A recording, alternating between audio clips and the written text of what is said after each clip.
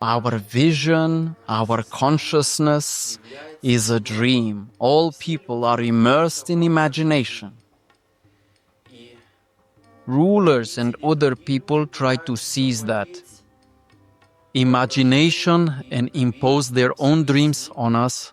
And you remember how 70 years ago, when there was a revolution, a dream was being created. A dream of communism was being created. First, they said that we were living wrongly, that we needed to build a different future, and that this future was communism. The same ideas were instilled in everyone. Why were these ideas instilled? To plunge people into a new dream. As a result of that dream, a revolution began. Some people began killing others, destroying everything, and rebuilding things anew. And so, this dream leads to revolutions. The same kind of dream leads to war, to crusades, to inquisitions. And all the bad things that arise on our earth arise because people are asleep. Because they are possessed by their imagination. They do not see the world as it really is. And when a person is lost in imagination, they begin to fall into the trap of dark forces. It is imagination that makes a person suffer, feel jealousy, envy, fear, and anger. Dark forces always strive to cut a person off from the light.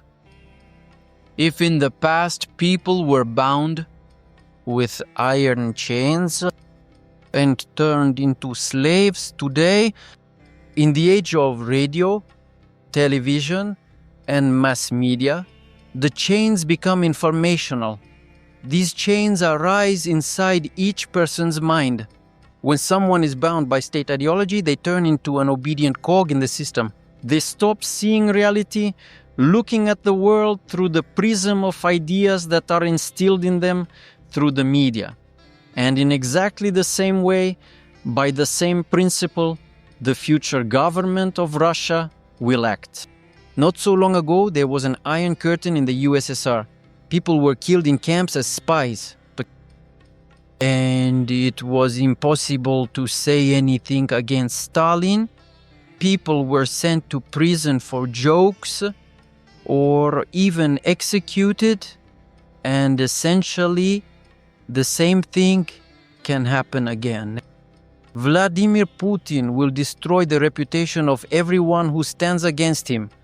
Paid for media outlets will slander them, cases will be fabricated, and people who preach their religion or build their own political party will begin to be eliminated.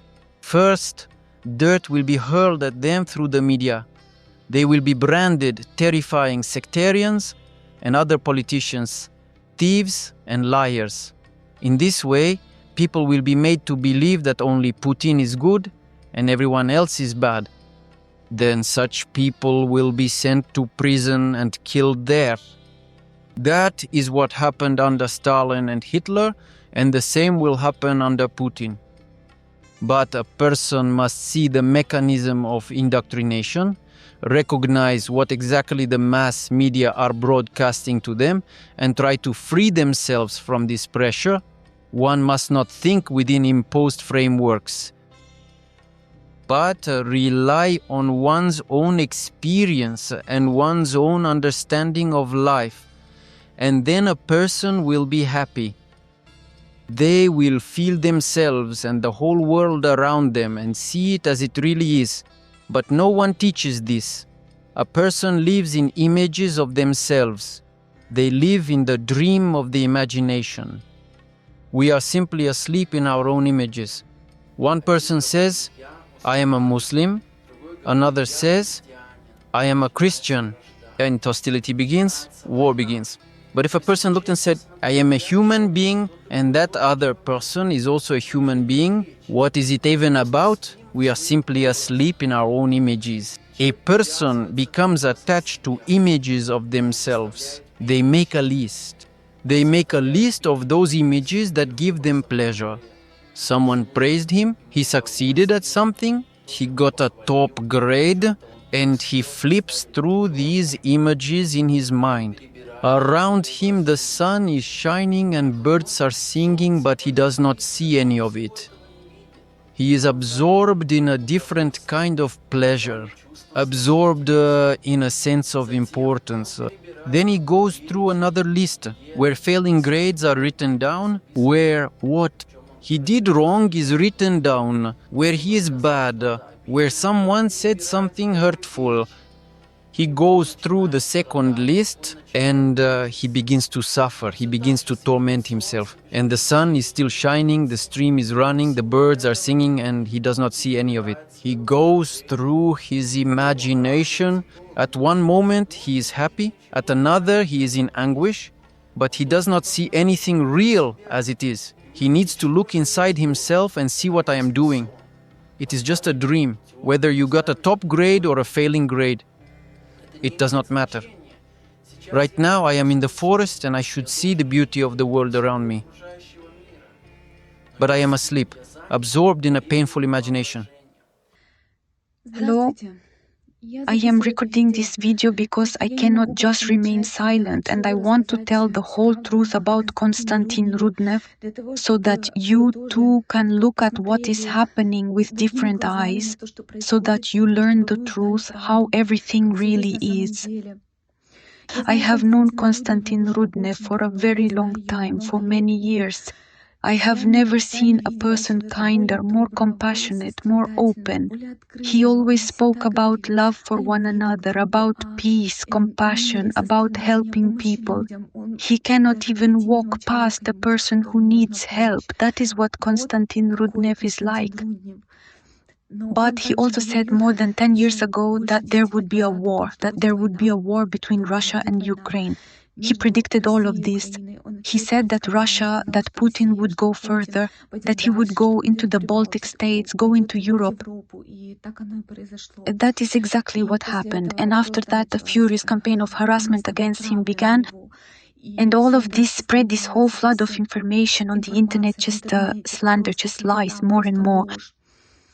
And now I am simply horrified that both Argentina and Montenegro are continuing Putin's policy and doing the very same thing he is doing, accusing a person who is absolutely innocent